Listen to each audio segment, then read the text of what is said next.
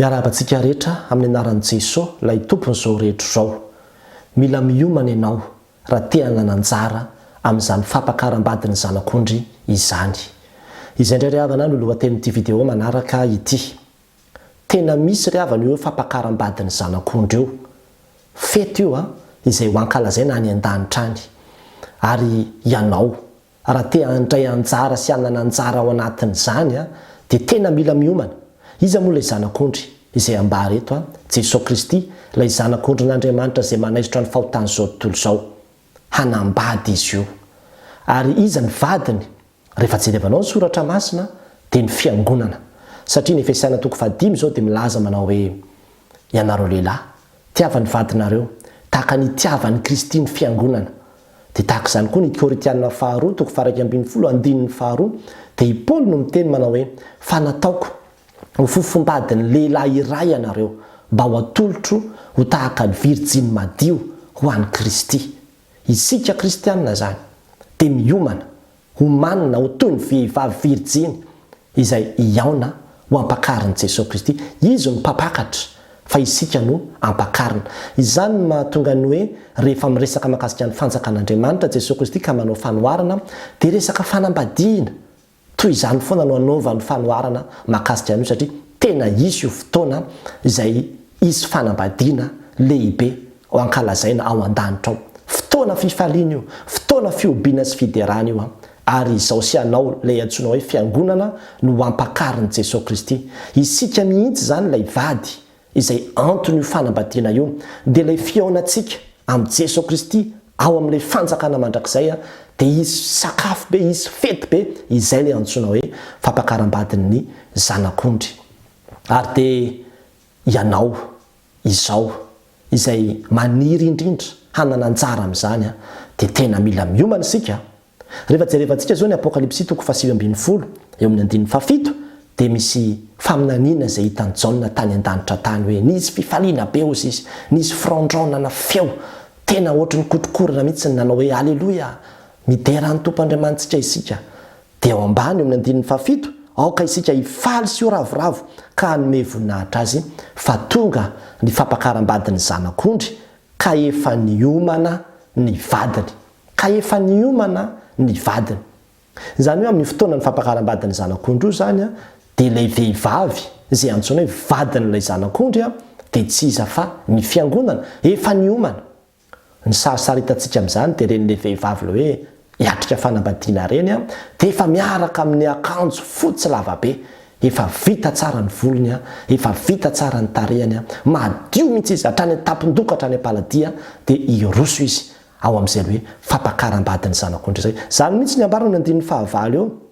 Ary nasaina ny tafirongony fotsy madinika sady madio no mangatsakatsaka izy. Rehefa jerevanao ny Baiboly amin'ny teny Anglisy io hoe izy io dia hoe her, izany hoe vehivavy no tondrona amin'izany. Ilay vehivavy izay ho vadin'ny Kristy zany, ho vadin'ilay zanak'ondry amin'ny fotoan-dehibe any an-danitra io dia asaina amin'ny tafirongony fotsy madinika. Izay ny teneniko hoe efa tena manao akanjo fotsy ohatran'ireny robe de mariée reny mihitsy.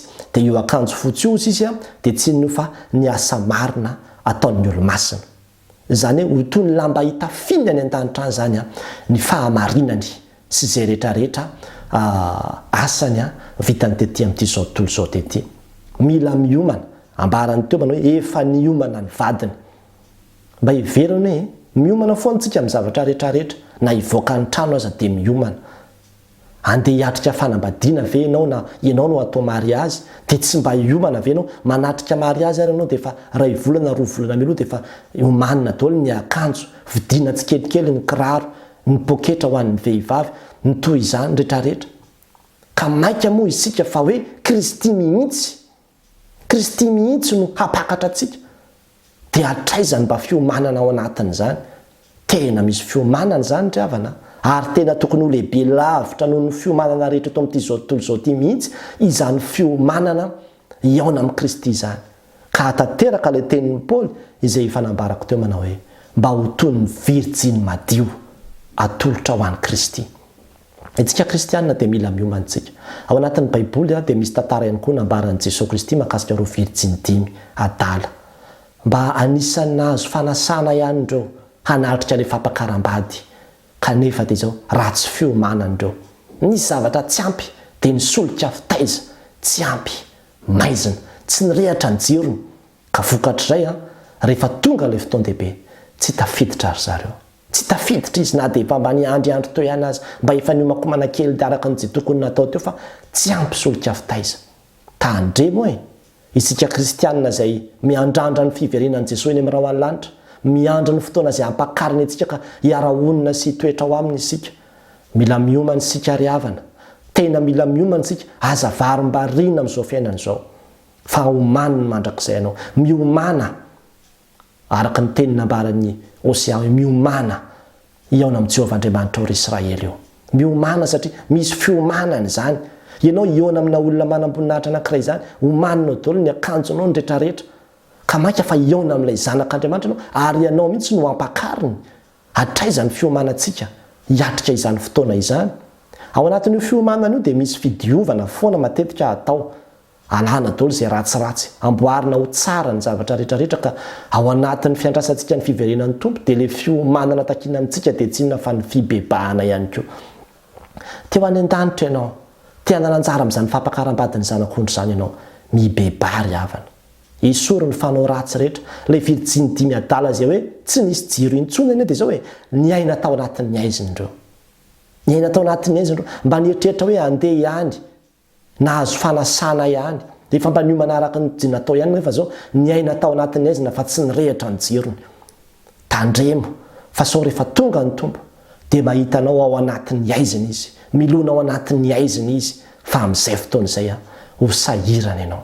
Tena ho sahirana ianao. Fa raha tianao dia zao mila miomantsika. Tsy fantatsika mihitsy ho fotoana izay hatongavan'i Jesosy Kristy io handraisany ianao, hampakarany ianao ho any aminy.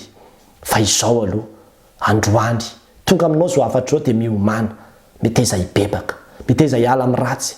Ozy ny tenin'Andriamanitra aoka izay ny andro lasa izay nanaovantsika ny fanaony zao tontolo zao dia nandehanantsika tamin'ny faharatsiana, fijangajangana, fierema, fijejojejona, ny fanompoan-tsampy, fisotrotoka, fangalaram-badin'olona sy ny toetra samihafa. Fa izao andeha ankehitriny hibebaka hanantonan'Andriamanitra isika. Dia angatao mihitsy ny fanahin'Andriamanitra hanavao anao hoe Tompo te hiova amboary, omany afa tsy ampoziko mihitsy ny avoakan'ny adiny iray, tsy ho fantatro mihitsy ny zavatra hitranga rapitso na hitranga ray volana na afaka rery-taona. Fa ny anio aloha dia mila miomana isan'andro isika hiaona amin'ny Jehovah, hiaona amin'ny Jesosy Kristy, hiatrika an'io fampakaram-badiny zanak'ondry io. Raha tsara fiomanana ianao tsy matahotra izany mihitsy, fa ny mahatonga antsika matahotra an'io fotoana io dia satria tsy ampy ny fiomanantsika. Mila miomantsika ary izany indrindra no antony anaovana izao afatra izao hoe dinio anie ny fiainanao hoe inona ny zavatra tokony mbola ho esorina, inona ny zavatra tokony mbola ho amboarina. Angatao ny rahan'i Kristy, fa Jesosy Kristy manomana antsika, manadio antsika isan'andro izy amin'ny rany. Ninona fahotana vitanao? Angatao ny rahan'i Kristy anadio anao, ahatonga ny fitafianao ho fotsy mangatsakatsaka. Fa ny fahamarinantsika anie ravana dia zavatra kely foana. Fa ny fahamarinan'i Kristy no tafitsika io, ny fahamarinan'i Kristy no inotsika sy raisitsika io ka mahatonga antsika afaka hiteny manao hoe afaka ny ho any an-danitra satria no hamarinan'i Kristy mamaim-poana tamin'ny rany.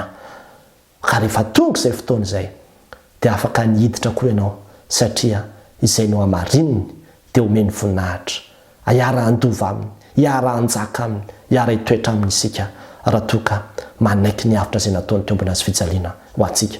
Miomana fahazavariana amin'izao fiainana izao fa rehefa tonga ny ray segondra aoriana ny fahafatesana efa tara loatra.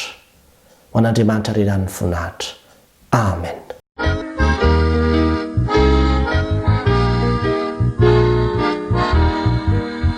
Azavela mandalo remitene na ikipina kuri azavana azamana mafene funafau ka ufunzena zawani mizana fana una nusizati zawani mizani ufunzena bayana katsisa animiza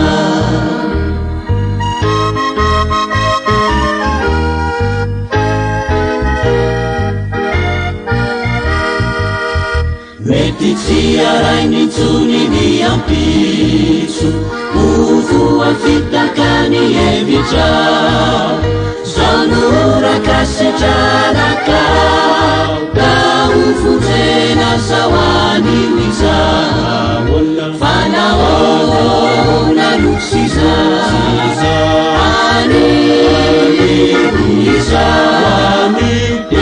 ovonjena vaiana ratsiza animiza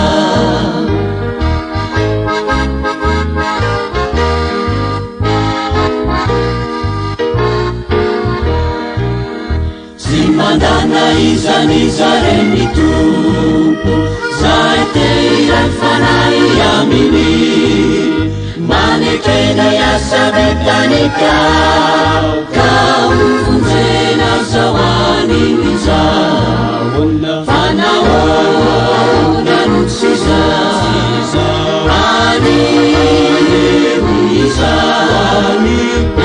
ovonjena vaiana katsiza animiza fanaona nosiza animiza ovonjena vaiana katsiza animiza